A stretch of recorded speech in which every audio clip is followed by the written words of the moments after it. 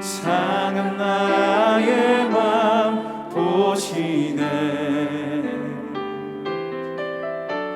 주 나의 눈물 안에 홀로 울던 맘 아시네. 다시 한번 주 나의 모습 보네.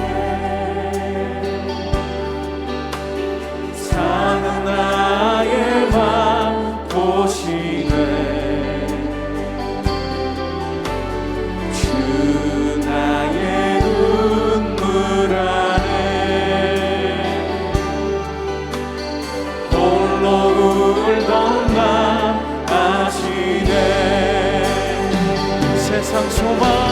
세상 소망 다 사라져가고 주의 사랑은 끝이 없으니 살아가는 이 모든 순간이 주 은혜임을 나는 믿네.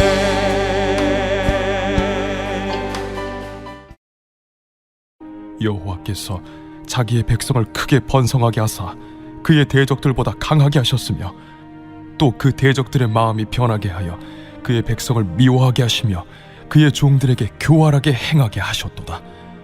그리하여 그는 그의 종 모세와 그의 택하신 아론을 보내시니 그들이 그들의 백성 중에서 여호와의 표적을 보이고 함의 땅에서 징조들을 행하였도다.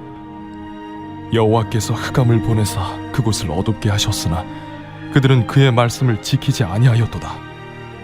그들의 물도 변하여 피가 되게 하사 그들의 물고기를 죽이셨도다. 그 땅에 개구리가 많아져서 왕의 궁실에도 있었도다. 여호와께서 말씀하신즉 파리 때가 오며 그들의 온 영토에 이가 생겼도다. 비 대신 우박을 내리시며 그들의 땅에 화염을 내리셨도다. 그들의 포도나무와 무화과나무를 치시며 그들의 지경에 있는 나무를 찍으셨도다. 여호와께서 말씀하신즉 황충과 수많은 메뚜기가 몰려와 그들의 땅에 있는 모든 채소를 먹으며 그들의 밭에 있는 열매를 먹었도다. 또 여호와께서 그들의 기력의 시작인 그 땅의 모든 장자를 치셨도다. 마침내 그들을 인도하여 은금을 가지고 나오게 하시니 그의 지파 중에 비틀거리는 자가 하나도 없었도다.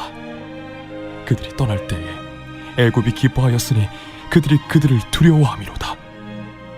여호와께서 낮에는 구름을 펴사 덮개를 삼으시고 밤에는 불로 밝히셨으며 그들이 구한즉 메추라기를 가져오시고 또 하늘의 양식으로 그들을 만족하게 하셨도다.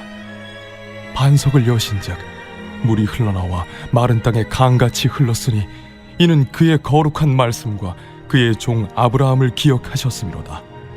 그의 백성이 즐겁게 나오게 하시며 그의 택한 자는 노래하며 나오게 하시고 여러 나라의 땅을 그들에게 주시며 민족들이 수고한 것을 소유로 가지게 하셨으니 이는 그들이 그의 율례를 지키고 그의 율법을 따르게 하려 하심이로다. 할렐루야. 사랑하는 성도 여러분, 안녕하세요. 오늘도 하나님의 말씀 앞에 반응하고 그 말씀으로 하루를 살아갈 힘과 은혜를 얻는 귀한 시간 되시길 축복합니다. 네, 역사를 잊은 민족에게 미래는 없다라는 명언이 있습니다. 오늘 말씀은요, 이 명언과 관련이 있는데요. 하나님의 백성들이 하나님이 주관하신 역사를 기억하게 하는 시인 것입니다. 이를 역사시라고 하는데요. 주께서 이끄신 역사를 기억하며 기도와 노래로 삼게 하는 오늘의 시편인 것이죠. 교육부서 사역을 하면서 이런 질문을 꼭 받는 것 같습니다. 아니 목사님, 저는 역사를 싫어하는데 꼭 이스라엘 역사까지 알아야 하나요? 성도님들도 한 번씩은 다 해보시는 생각이시죠? 네, 어떻게 생각하십니까? 이 역사를 알아야 할까요? 아니면은 몰라도 될까요? 네, 꼭 알아야만 하겠죠. 왜 그럴까요? 첫 번째 이유는 성경에 나오는 이 구약의 역사는요, 이스라엘 나라만의 역사가 아니라 하나님의 역사이기 때문입니다. 하나님 나라의 역사인 것이죠. 즉, 주인공이 어떤 민족이나 사람이 대상인 것이 아니라 하나님을 주인공으로 한 역사, 히스토리이기 때문에 그를 따르는 모든 열방의 백성들은 알아야 하는 것입니다. 그게 첫 번째 이유고요. 두 번째, 왜 구약의 역사를 알아야 하느냐? 구약의 역사를 통해서 우리의 인생을 배우기 때문입니다. 구약의 역사는요, 보면 우리의 인생과 똑같습니다. 구약에 나오는 이 인물들이, 많은 인물들이 완벽한가요? 아니요. 그들에게도 실수와 부족함이 가득합니다. 아브라함도 그랬고, 야곱도 그랬고, 모세도 다 연약하고 실수투성이었죠. 그러나 그들의 그 연약한 인생의 모습을 보면서 능력으로 이끌어 가시는 하나님의 은혜를 분명하게 볼 수 있는 것이죠. 실수하고 넘어지는 그들의 어떠함이 아니라 약속하신 언약으로 신실하게 이끌어 가시는 그 하나님이 역사하시는 그 역사를, 그 손길들을 분명히 볼 수 있는 것이죠. 이러한 이유로 오늘 이 시편 105편의 역사시가 쓰여진 것입니다.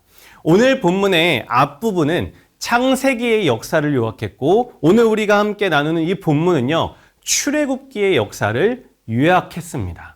출애굽기는 어떤 내용으로 나옵니까? 24에서 25절에 이집트 땅에서 야곱의 후손들, 이스라엘의 후손들이 번성했고 파라오의 마음이 악하여져서 그 후손들을 노예로 삼았습니다. 하지만 26절부터 36절에 하나님께서 그 사랑하시는 백성을 구원하시기 위해 모세와 아론을 부르셨고 그들을 통해 이집트에 10가지 재앙을 내려 그 이집트를, 애굽을 심판하셨습니다. 결국 어떻게 되죠? 37절에서 42절에 이스라엘 백성들은 이집트에서 탈출하여 구원받게 되었고 그 이후에 40년간 광야 생활이 시작되었습니다. 그곳에서도, 그 광야에서도 하나님께서는 낮에는 구름 기둥으로 밤에는 불 기둥으로 그의 백성들을 보호하셨고 또 배고플 때에는 메추라기와 만나로, 목이 마를 때에는 반석에서 물을 내어 그 백성을 먹이셨습니다. 결국 43절, 45절 마지막 절에 40년 광야 끝에 하나님께서는 약속한 대로 가나안 땅을 차지할 수 있도록 백성들을 함께하고 이끄셨죠. 이 이야기가 본문이 요약하는 출애굽기의 내용입니다. 이 요약된 출애굽기의 역사를 통해 우리에게 깨닫게 하시는 것은 두 가지를 깨닫게 하십니다. 첫 번째는 말씀을 지키시는 신실하신 하나님을 기억하라는 것입니다. 그 역사 속에서 하나님께서는 이 출애굽기의 역사로 백성들을 보호하셨던 이유가 이것이다 라고 알려주십니다. 42절에 이는 그의 거룩한 말씀과 그의 종 아브라함을 기억하셨음이로다. 아멘. 출애굽 역사처럼 백성들을 이끄시고 그렇게 보호하셨던 이유는 아브라함과 맺었던 나의 약속 때문이다 말씀하시는 것이죠.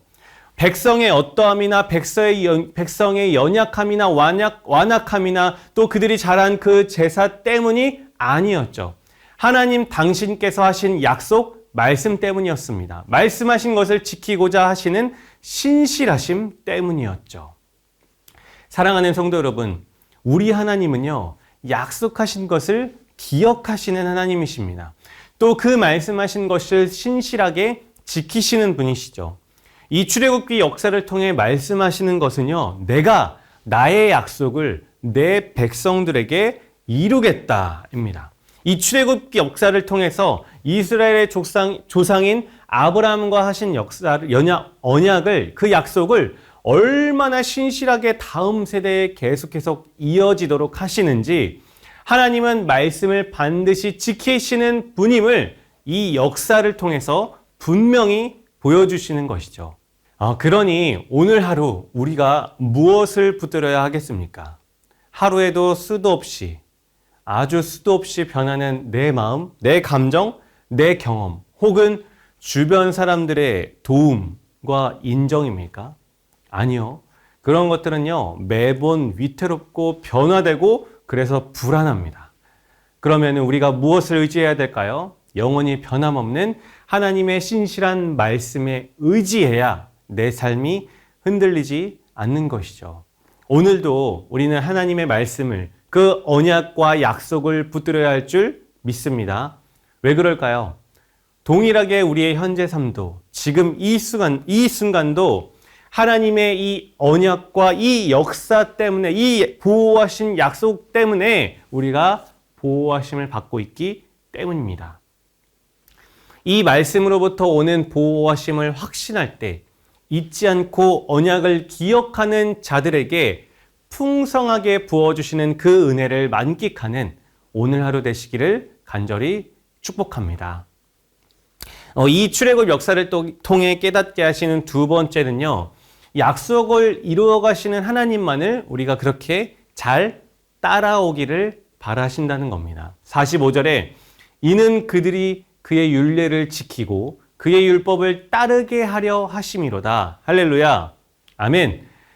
하나님께서 약속을 철저히 지켜주시며 그 백성을 보호하심으로 하나님됨을 우리에게 먼저 보여주셨다면 성도인 우리 차례, 우리가 해야 될 것은요, 하나님의 말씀을 삶 속에서 지키며 따라가는 것이라는 겁니다. 즉, 따라감은 성도의 본분인 것이죠. 이 출애굽기에서 하나님의 백성의 삶의 기준이 되는 이 10계명을 출애굽기에서 처음 주실 때 그 시작을 이렇게 말씀하십니다. 애굽의 종되었던 때를 기억하라. 이렇게 시작하시죠.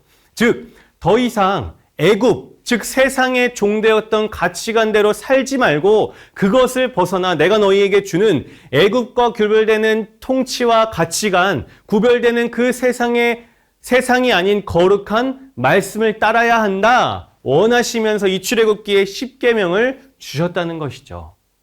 예수님께서도요, 이 성도의 본분을 직접 이렇게 뒷받침하시며 말씀하십니다. 요한복음 14장 21절에 나의 계명을 지키는 자라야 나를 사랑하는 자니, 나를 사랑하는 자는 내 아버지께 사랑을 받을 것이요 나도 그를 사랑하여 그에게 나를 나타내리라. 나의 계명을 지키는 자가 나를 사랑하는 자다 말씀하십니다. 사랑하는 성도 여러분, 오늘 하루 나에게 순종하며 따르게 하시는 그 하나님의 말씀은 무엇입니까? 이 출애굽기 역사를 통해 하나님의 백성은 어떤 사람인지를 명확하게 기억하게 하십니다. 그리스도인들은 어떠한 사람들입니까? 하나님의 말씀을 따라가는 사람들.